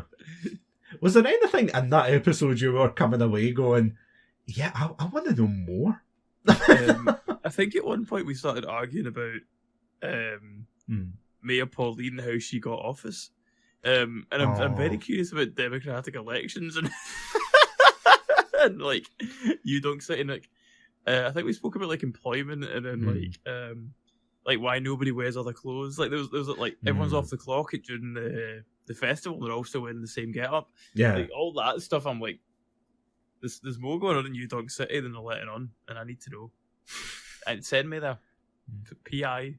Martin MacAlistair. Game of New Donk. Somebody get where is it? Dubrovnik? Send me to Dubrovnik. Aye, someone get Dubrovnik on the phone. I've got a new show for them. Game of New Donk. And again, that would never work. Maybe too good. That's true. But speaking of too good, honestly, Mario Month has been absolutely fantastic. And see, in all seriousness, I am genuinely looking forward to this year in particular of content, because, as I said, we've done Avatar Month, we are doing Mario Month, in a couple of months we'll be doing Animation Month with, of course, yourself and Andrew, and then a couple of months later we are going to be doing Bioshock Month, which I cannot wait for. We've got some amazing people. Robotic Battle Toaster, he's of course going to be involved, so is Dan from Casting Views, Luke from Howdy Beans podcast, and Alex as well from Game Club Pod. It's going to be great. It's going to be great. And then we have, what's the other one? Resident Evil Month. I take it you're not a fan of Resident Evil. No, I've played a few of them. It's been a while. Like, Resident Evil is one of those ones that I am like, yes, those are games. You know what I mean? Like, I've never had like a strong feeling for them either way. I'm more of like, it's I like the grind out RPG games. Yeah, that's kind of my shtick. Because that's the thing, when I was playing them, the only reason I wanted to do a month was because I played the remake of 4, I want to say. Yeah, it was a remake of 4. And I was like, oh, it'd be cool to, go back and do them, and then I could do a whole month. It was terrifying, I'm not going to lie. But I don't know what was more terrifying, that or... And I don't know if you've had this as well. Just hold on, sorry, can I cut you off? Oh, yeah. Well, I think it was more terrifying than anything else. The order you played them in. Oh, yeah, I was wondering when this was going to come up. Yep. Yeah, so... Tell the people what order you played the games in. And I don't want to hear a story. I want to hear, tell the order, and then we can go into the story. Okay, so the order I... Your Honour, I want on recess. Get confessed. Where's my name, Pandalorian? Where are you? Are you here? Are you under the table? So the remake of 4 started off with that. Remake of 2. Yep. Remake of 3. Yep. 4, 2, 3. Then 7 and 8. Then what was the other one? 6 and 5. 5 and 6. Okay. Yeah, the reason for that. So to recap, just state it in one sentence. 4, 7, 8, 5, 6, 3. No, 4, 2, 3. Oh, sorry, 4, 2, 3, 7, 8. 5, 6. Yeah. Called Veronica. Yeah. There as well. And sorry, if you listen across the tables there's another patron in the Chatsu Cafe here yelling that Resident Evil sucks. Oh, sorry, Resident Evil 6 sucks. That's it. Thank you, Suspended Doll. Yeah, thank you for that. Yeah, it does indeed suck. I'm not gonna lie. The thing is, I genuinely, and this is spoilers for obviously Resident Evil month, but I genuinely think that Resident Evil 4 is like the Terminator 2 of Resident Evil. Now, what I mean by this, and you'll probably know where I'm going with this, but Terminator 2 was one of these films, absolutely iconic, absolutely loved by everybody. Everybody loved it. But then they wanted, like all the other films after it, they all wanted to be the next Terminator 2. So they ramped up the silliness, they ramped up the action, and judging by my very loose experience of them, I can totally see that. 2 and 3 seem more, horror-based, I would say. But, well, maybe not the 3 remake, but that's a whole other discussion. But 5 and 6, I don't know what steroids they were on for those. Did you play 5? I only played because I think the story was it was terrible. Like, that was kind of like as it came out, people were kind of down on it. I played there was like an intro demo on like the 360, I think. And because that was one that was like quite heavy on co-op, wasn't it? Yeah. The start of it was all in daylight. So yeah, I played that intro demo. It was okay.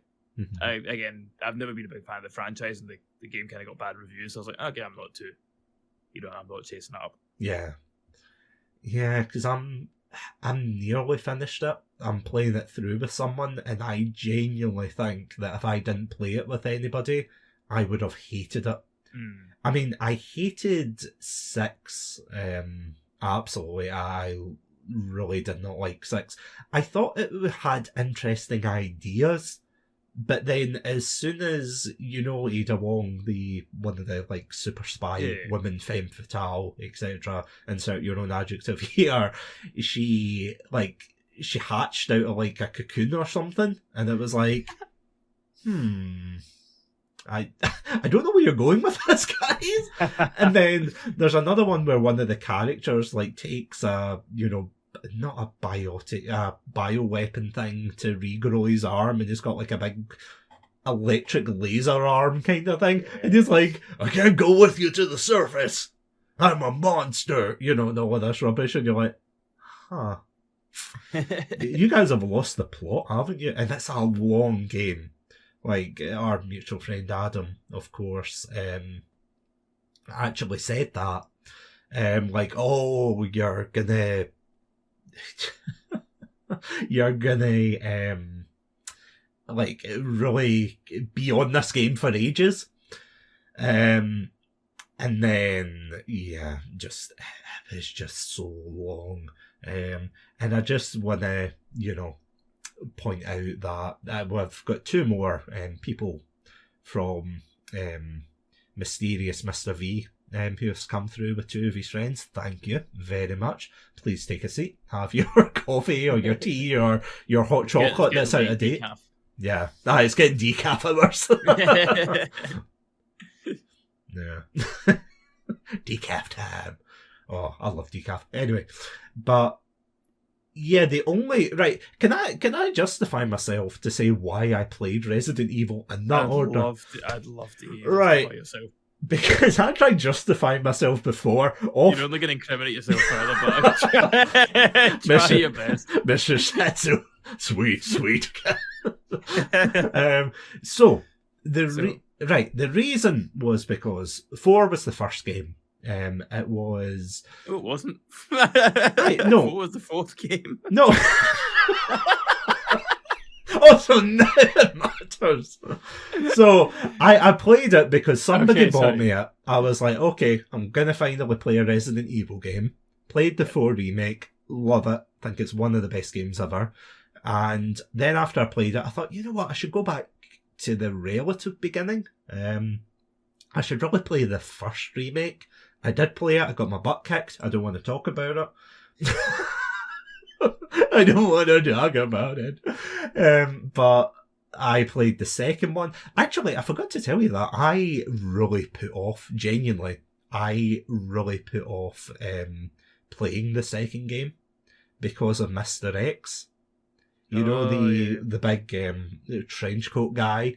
Genuinely, he gave me the fear because my only memory of Mr. X was being in a group call with our mutual friend Adam. And I remember we're in a group call and we were all playing different games and he was playing Resident Evil 2, the remake. And all, sporadically, I'd be playing Sonic or something like, I gotta go fast. And then I'd hear, this blood-curdling scream, and I'm like, you okay, Adam, you okay? And he's like, yeah, I just nearly got caught by Mr. X. I'm like, who the hell is Mr. X? And I was like, that kind of legend, that fear. So I put it off for the longest time. And even when I started playing it, I'm like, oh, Mr. X, he's not that bad. I got to the bit before Mr. X and I put the game down. I was like, I need to build myself up. I really need to build myself up.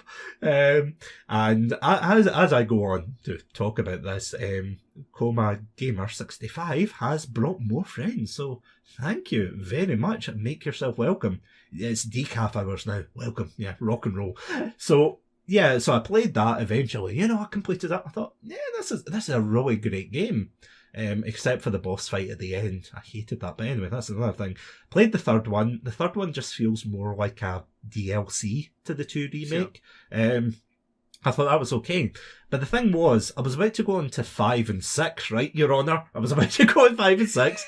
Then one of my friends turned round and he was like, you know what? I will play this game with you. I'll play 5 with you. And I'm like, oh, okay. So I thought, okay, while I wait for him, I'll go to 7 and 8 because I think there's no point, starting 6, okay. So I started 7. Again, it took me ages. It took me absolute ages to play 7. Because it's frightening and I'm a big wuss. I actually had to play it with a walkthrough at times because it was that scary. Yeah. It's like, okay, so I know the big baldy man, he comes out of this wall here. I'm like, oh, I don't like it. Yelling, welcome to the family, son. And I'm like, oh no, I don't want to visit Louisiana. Anyway, that's the takeaway I got from it. It's like, I really don't want to go to Louisiana. It's like, oh, why? It's like, no. Have you not been to Louisiana? I was going to say, I've actually been, yeah. I'm like, don't go to Louisiana. There's moldy people. It was lovely. I had a great time. Very different experience from what you had by the sounds of it. Yeah. I was just like, when you were saying that, I was like, I'm pretty sure I've been to Louisiana. I had a great time. Yeah, no, it's nothing like if Resident Evil is anything like my trip to Louisiana, it'll be fantastic and like not scary at all. I mean, true, yeah. I mean, all we have to do is go to West Virginia, and then we'll end up in Silent Hill. Yeah. Which, fun fact, yeah. The only reason I know that is because I watched the film. Would you believe I actually watched the Silent Hill film for a review that never got made? Yeah, it was one of my friends was like, oh, let's review the Silent Hill film. I'm like, yeah, heck yeah, I can't wait. I watched it, I had the notes, and then he was like, oh, actually, I can't do it anymore. And then he disappeared. I'm like, oh. Wait, sorry, let me get my tears. Oh. It was, it was a sad time. It was a really sad time. So I played 7, and the sequel to 7, of course, is 8. So, yeah, I couldn't leave 7 lonely, so I had to play 8, which was Resident Evil Village, or Lady Vampire chases you through I was about to say a hotel, like Hotel Transylvania. It was, have you played, like, it's serious talk, I know you haven't played many of them, but have you played Village or seen what Village is like? I've played the sequence with her in it, and friends, but apart from that, I've not played much of it. It is a very weird game, I have to say. I can imagine. And I'm not just saying that as in, oh, it's a weird, Resident Evil game. No, it's like lots of fairy tale stuff. You've got werewolves, you've got zombies, you've got fishmen. It's like... Yeah, I was mixed with it. I can't know if it was me. You actually we sat and watched one of the directs that it got announced on, and people genuinely didn't know what game it was because it was like werewolves and like vampires. And it was very much looked like an old folklore game, and it wasn't until the end of it they had Renfield pop up and they're like, oh, by the way, it's Resident Evil, yeah. And like it was kind of like out left of field, wasn't it? It was like a bit of a people genuinely didn't think it was going to be a Resident Evil game. I don't know what they were thinking with it. And again, that's not a bad thing. I liked the ending, and I know that sounds terrible to say. I liked when it ended, but I liked the ending. I thought the ending was very, poignant and whatever, but when I was playing it, it felt completely different from 7, because 7's like this horror game. It's a bit like going from, maybe not as extreme, but it's a bit like going from Outlast to Doom. It's like going from the Louisiana shack in the middle of the bayou to, like, oh, we're going to this. See, people keep saying, oh, it's Romania or things, but I genuinely think it's like nondescript Eastern European country. I could totally be wrong in that, and I could totally have blanked on it, but it's like, it's nondescript Eastern European country. And the reason I say that is because I was really confused when everyone was speaking in like an American accent. And again, like, I know why it's easier just to be like, oh, just get anybody in, just voice this extra character, but it just, honestly, it's like, why not set it in America? or the UK or something.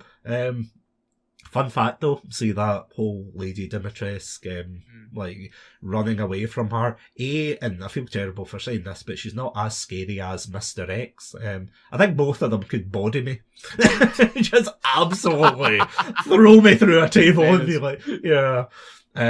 But on the other hand, actually, I'll give you a laugh. I was saying that to my partner the other day, saying, oh, I was playing this Resident Evil game, and it was, like, just describing it. And she was saying, oh, we've got something similar. She's called the 8-foot lady. and then she showed me a picture, and I'm like, yeah, that's the same one. Lady Dimitrescu, 8-foot woman. I mean, it's all, yeah. It's all the same, yeah. I'm not gonna lie. No point giving fake names to things. I'm down to brass tacks here. Just call her Lady Dimitrescu. Was she named that before she was 8 foot, or like was it? You're gonna be 8 foot one day. I don't know how, but you're gonna be 8 foot. Yeah. Oh, that's a self-fulfilling prophecy if I've ever heard one. Yeah, maybe. I'm gonna be honest. You have to ask her after this. It's like, by the way, 8-foot lady, was she always called that? Like, what's the deal? What I love about that game, though, is just see the fact that when you're watching it, or rather playing it, sorry, not watching it, I'm bad at video games, when you're playing it, and it's like, at the very end, they try to justify why they act the way they are. So, like, the reason she's a vampire, it's because she needs blood to survive. Why are they werewolves? Because they're feral. You're like, no, that I mean, that's the thing I kept asking people, and especially fans of Resident Evil. I kept saying, why are there, werewolves, blah, blah, blah, and they're like, it's a bioweapon. And it's like, are they just moving the goalposts for what a bioweapon is? Like, when does zombies not become cool anymore? Like, Martin, are zombies not cool anymore? No, they haven't been for a long time. Why were you going to tell me? I know, sorry, man. This reminds me of, like, do you see Jurassic World when that came out? Yeah. My good friend Chris Pratt, and that whole film is about how uncool dinosaurs are, which is like a rad concept for a film considering dinosaurs are the coolest things ever. What you mean, like quote 8-year-old Craig, but yeah, but you mean like not the 8-year-old Martin, sorry, but you mean like the what do you call that? The kids at the beginning where they're like, oh my god, I have to go to the dinosaur park. Yeah. I don't know why they're in that cage, but but like when they introduces it, what was it called again? Is it Indominus Rex? Indominus. And the whole joke is like, it's way cooler than any other dinosaur. It's got all the bits from the dinosaurs that are lame to make one cool dinosaur. And it's like, the T-Rex is rad. Like, why way? But that's like the whole point of the film is like, it has to be bigger than Jurassic Park. And I feel like sometimes a lot of these things get kind of hung up on that stuff. Like, zombies aren't cool anymore, but we kind of have to stick to the plot of what we've done with the zombies, so we're going to make super duper zombies. And like, it just feels a bit like, I feel that with like a lot of things. Like Jurassic Park always stands out, Jurassic World, sorry, it stands out in my head as that the worst defender of it, because like it was so want you to know that dinosaurs weren't cool anymore. It's so true though, because I do remember that where they're like, oh my god, I don't want to go, and talk to dinosaurs. Oh my god, it's so lame, it's eating my brother. Oh my god. I'm like, what is wrong with you, young child? Also, do you remember the guy who was like wearing the merch of like Jurassic Park? That's a whole thing. Yeah, that's like ghoulish. Yeah. That's like true crime people with, like the like insert any serial killer here on their chest and everything. It's like, you have problems. Like, I know obviously they're like, he's a super fan. It's like, no, get this guy out. This guy has he shouldn't work here. This guy, I bet you any money, this guy has like his own podcast, and he's like, hey, what's up? Today we're going to be talking about the Indominus Rex. Very good. It's the whole thing's just very strange. I'd like to go back and watch that. Maybe that's a review we should do at one point. I mean, that may go back and try to understand Jurassic World. I cannot stand the entire trilogy. I mean, there was what was the last one called? Jurassic. I didn't see that one. Oh, there was Jurassic World, Jurassic Kingdom, and then Jurassic. Was it? My butt hurts. I was like, Jurassic. I've been sitting here for so Jurassic long. Pain in the butt. Jurassic Pain in my. Yeah, it was. I can't even remember. But anyway, it's like Dominion Domination. I don't know. Anyway, the one with the locusts, and what annoyed me was there was a character in like Jurassic World who was like, what was it he said? He was like, I love these velociraptors. We gotta put them in the military. It's like, I'm sorry, what? You do know, like, robots can do everything they can do, and they're easily controlled as opposed to, well, Velociraptors. You got to put the Velociraptors in the military, man. That's how it works. But what I hated was the fact they tripled down. They didn't double down. They tripled down. It's like in the second one, it's like, oh, they got the dinosaur meat market where they're like, oh, let's sell these dinosaurs to the highest bidder. It's like, what are you gonna do with a dinosaur? What? Oh yeah, like if you could imagine owning a dinosaur though. What would you do? Like, I genuinely, I have a bad enough time with I my wouldn't dog. have any pigeons in my garden, that's all I'm saying. That'll teach those kids coming to going. Here's a... yeah. Oh no, we kicked a ball into Mr. MacAlistair's garden. He's got the Velociraptor. The Stegosaurus just burst the ball. That actually happened, completely off topic, but not with a dinosaur, of course. No, with a dinosaur. No, bear with it. You're lying. No, bear with me. I grew up like 2 streets away from you. It was a dinosaur. I saw a real. I'm channeling my inner King Ghidorah. I saw a real live dinosaur. I love that quote.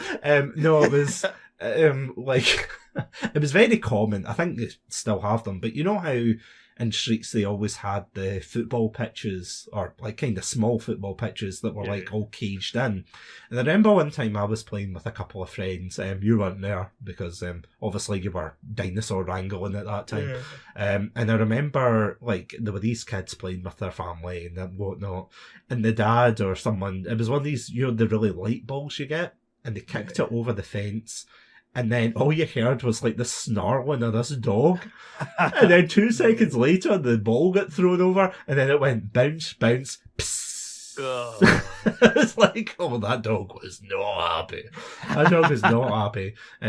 But, sorry, just quickly touching on the trilogy. The fact that they tripled down and then they were like, oh yeah, dinosaurs in the military is the way to go. It's like... What is wrong? Was there genuinely, do you think there was like a script writer who didn't get the chance to make like, I don't know, Dino Rambo? Or, I genuinely don't know, Dino Rambo, Dino Commando, like, what was it, Theodore Rex? Theodore Rex. There's a film. Oh, there's a film we need to review. But like, there must have been something where they had that itch, and then they were like, "We need dinosaurs in the military," and then they somehow made like Malta in the third one. They had Malta in it, but they had it not Malta. If that makes sense, it looked like this. Don't get me wrong; it is quite, you know, like really warm there and everything. So they've got all the like kind of sandstone buildings, but like. They made it look like an arid wasteland. It's like all they had was like one airport and a couple of square buildings. It's like the Malta's a nice place. Go visit it. You know, Malta. Yeah, it's like it's got cathedrals. It's got a lovely, you know, like the water in the middle. It's like go see it. And it's like, or you can also get the ferry to Sicily, but that's another thing. Also, this stream isn't sponsored by what'd you call Visit Malta even. I'm thinking way ahead there.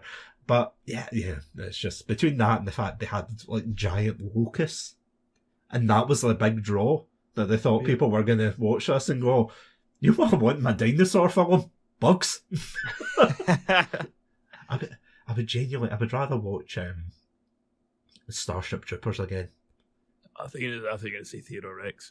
Yeah, well, that's true. Well, that's next week's Chatsu Cafe episode. I can't watch it again. No. What Theodore Rex? I remember it being awful. Was it not one of those ones that we watched and it was like truly terrible, but not like in a funny way? Is this the one with Whoopi Goldberg? Or am I? Yeah. I didn't think it was that bad. I mean, as we've spoken. Do you remember Tammy and the T-Rex? I get those two mixed up, genuinely. So Tammy and the T-Rex was the one, the boyfriend. It was like a younger girl and a boyfriend.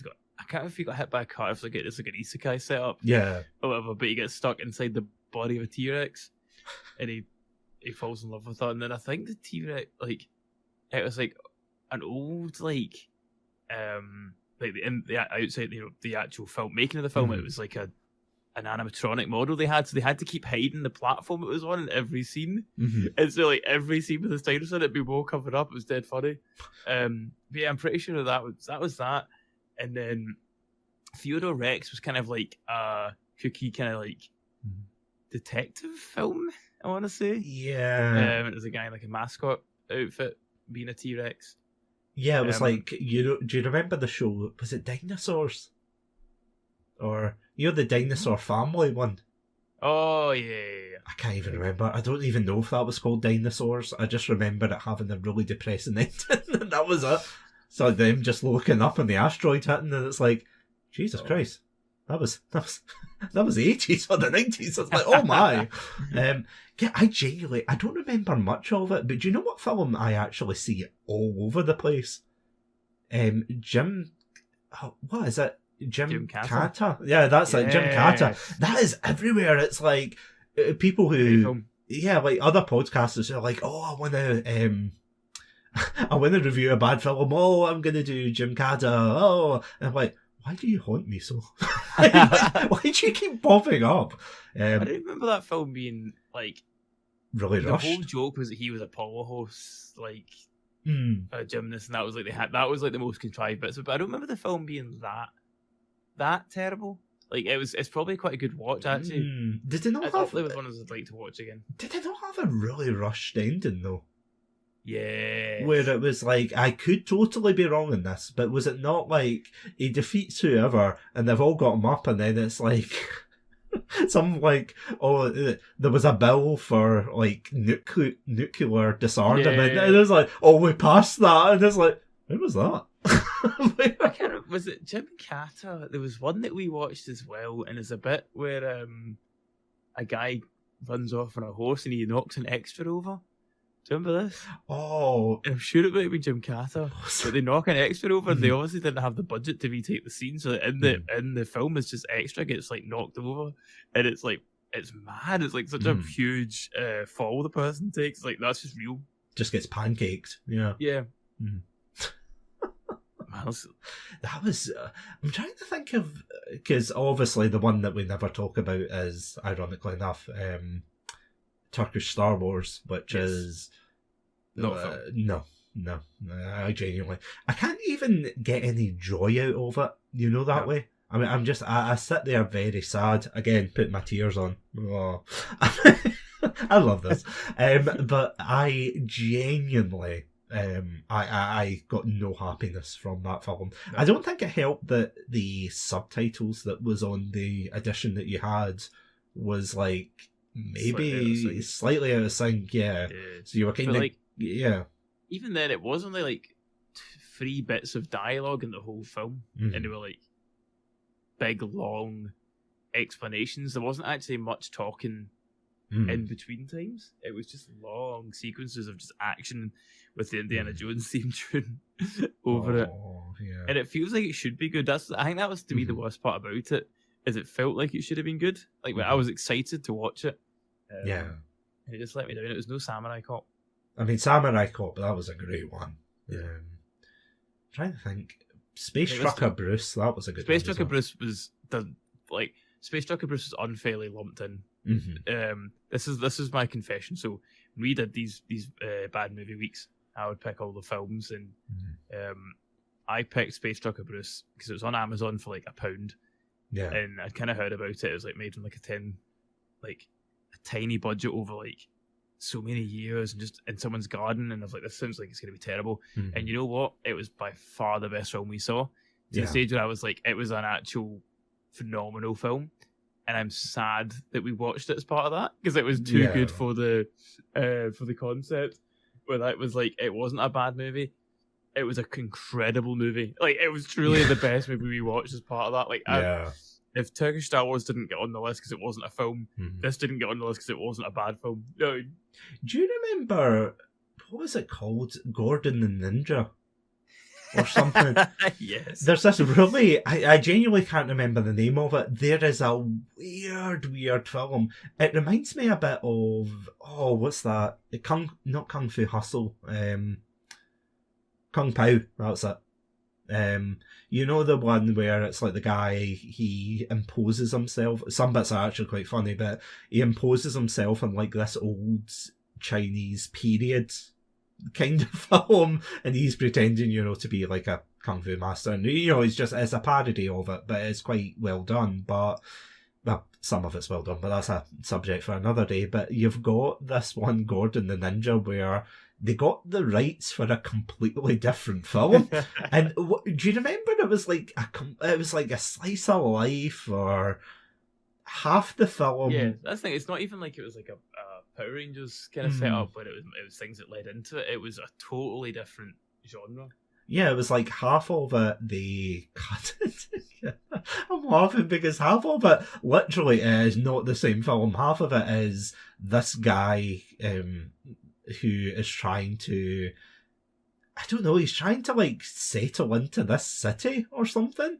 And then the other half is just people in ninja costumes messing about. They're just trying to punch each other, and I'm like, what in the Power Rangers is going on here? And then at the very end, they try to link the two. It reminds me of the Digimon film. You know that way where they had Willis?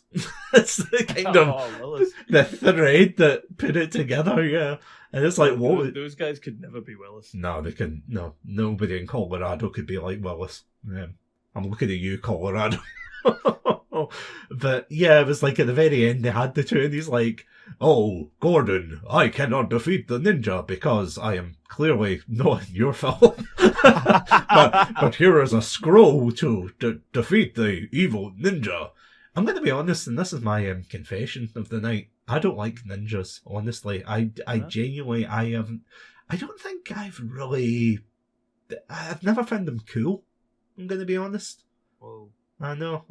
That's, yeah.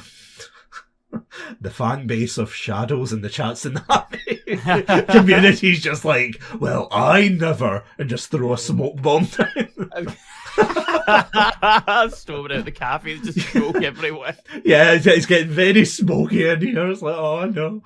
I mean, speaking of that, there was a lot of martial art films in that bad movie. Well, era.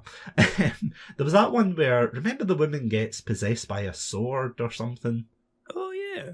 What's that one again? The only reason I remember that is because there was a scene where she's like, they had to chain her up because she's like possessed and she's killing people, and she yells "Hanase," and the only reason we were howling so much was because we had watched the abridged for Yu-Gi-Oh, and there's a particular scene in the actual original dub where Yugi gets a card that he can attack people if he gets a monster card, so he's going, draw monster card, and he keeps doing it over and over again, and then, his friend is like, Yugi Yamate, and he goes, Hanase, and he just yells it, and it's so damn good. But yeah, as soon as we heard Hanase, we were making like the soy face. Like, oh. But remember everybody's face at that point, they were like, What are you talking about? Why are you so excited? Yeah, there was that one. There was just the kind of run-of-the-mill. I think with the martial art films, it's because, like, usually what happens with all these bad movies is it's, like, one person that's an investor. Yeah. And they invest in the film, and you get, like, Fatal Deviation Islands or the martial art film.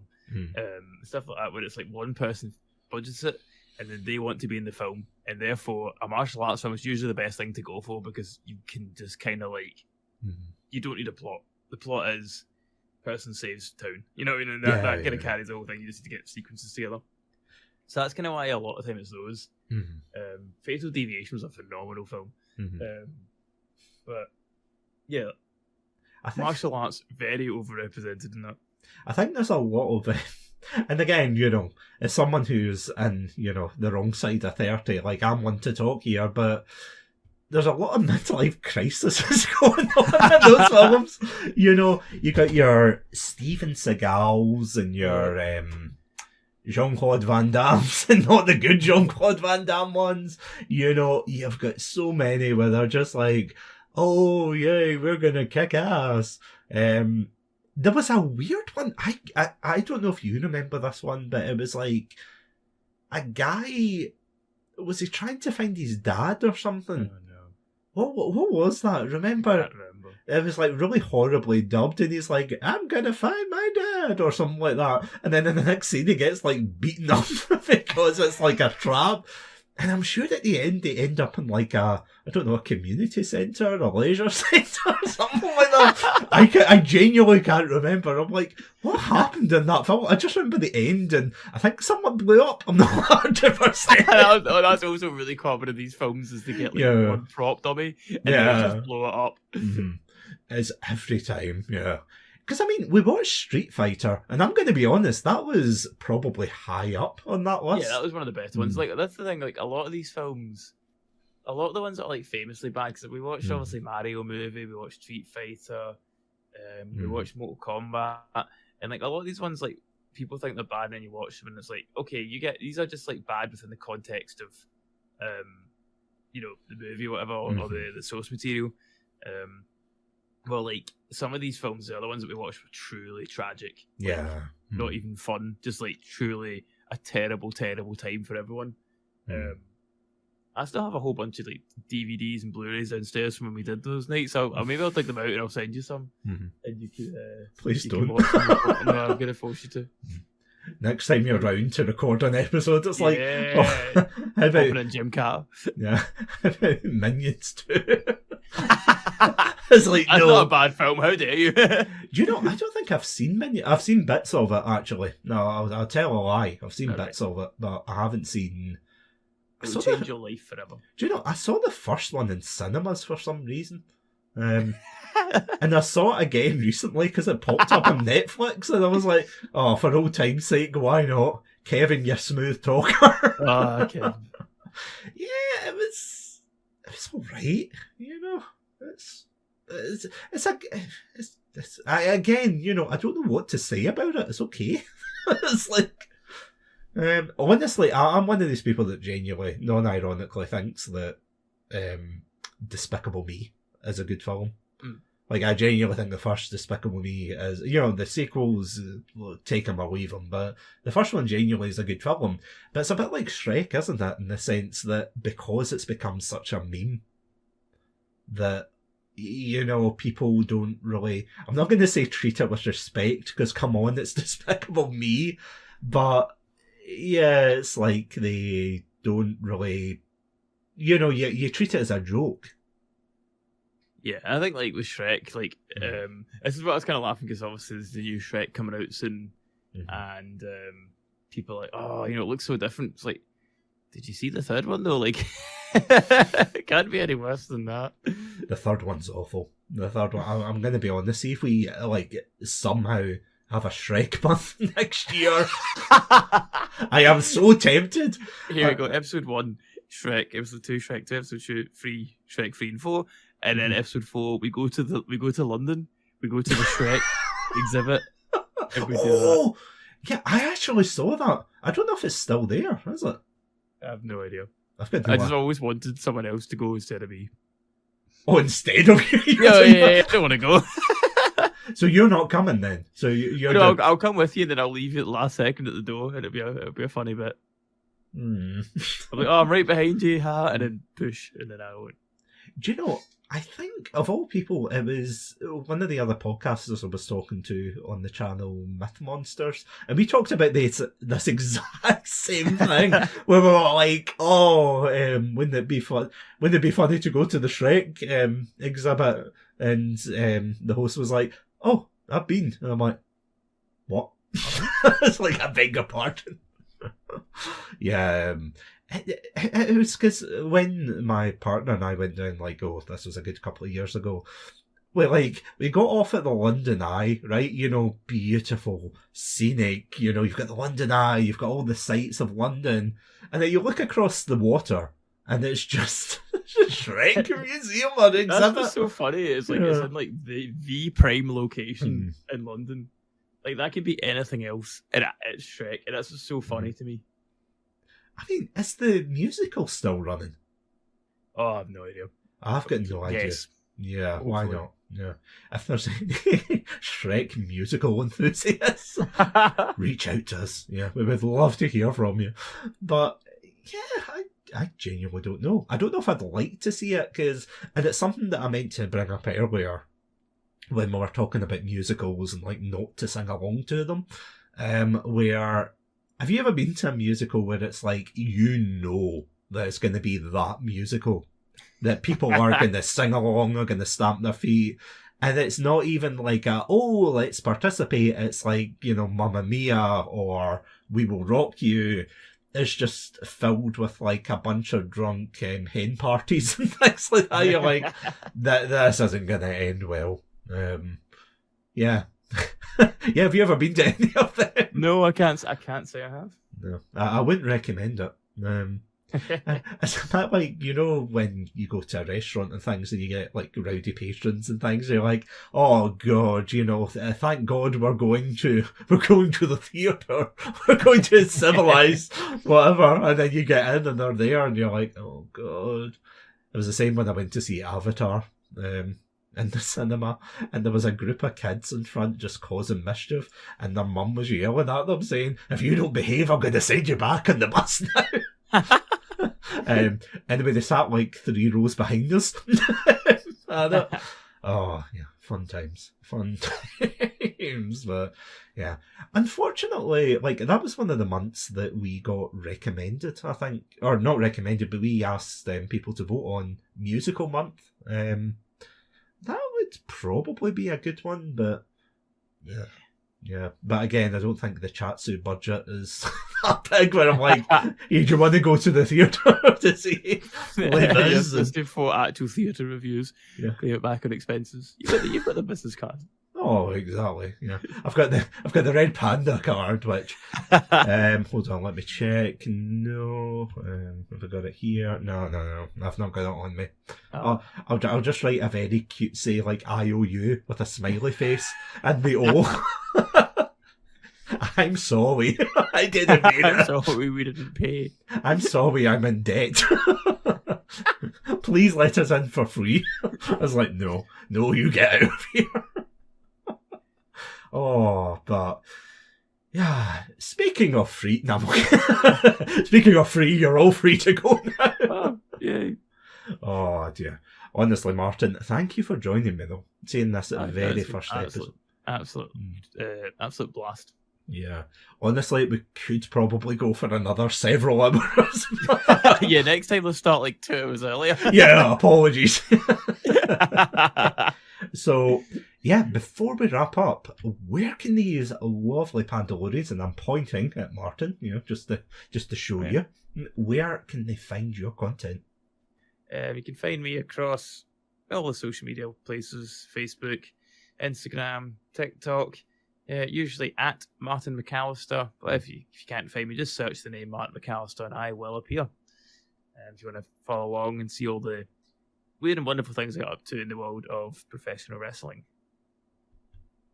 And I'm putting my hand down for that. Like, thank you. No, thank you so much. Honestly, this has been an absolute blast, and it has been a long time in the making. Because I keep saying to you, or rather, you kept saying to me, when you doing Chatsu Cafe? And I'm like, I'm doing it, son. I'm working on it. Leave me alone. But yeah, if you would like to check out more of our content, especially Mario Month, then you can check us out at our website, chatsunami.com, as well as all good podcast apps. I also want to thank our amazing Pandalorian patrons. I'm just going to point to the board there, right beside Martin, just there. We have Robotic Battle Toaster, we've got Sonia, we've got Ghostie, and we have Cryptic 1991. Thank you all so much for supporting the show. Honestly, you make things like this possible, so thank you so much. But if you would indeed, I'm going to stop pointing at you because it's rude, if you would like early access to episodes, exclusive content, and commentary tracks as well. If you would like to hear more of our rambles, then you can check us out at our Patreon page, patreon.com/Chatsunami. This podcast is also a member of the Podpack Collective, so feel free to take a leaflet and also check them out at Podpack Collect over on Twitter/X. But until next time, thank you all so much for, joining us in this debut. I hope you've had a good time. I hope your coffee isn't cold now. It probably will be, but hey, honestly, thank you all so much. But as always, stay safe, stay awesome, and most importantly, Martin, do you want to finish it off? Stay hydrated. Yeah. I was going to try to think of a bit. I didn't have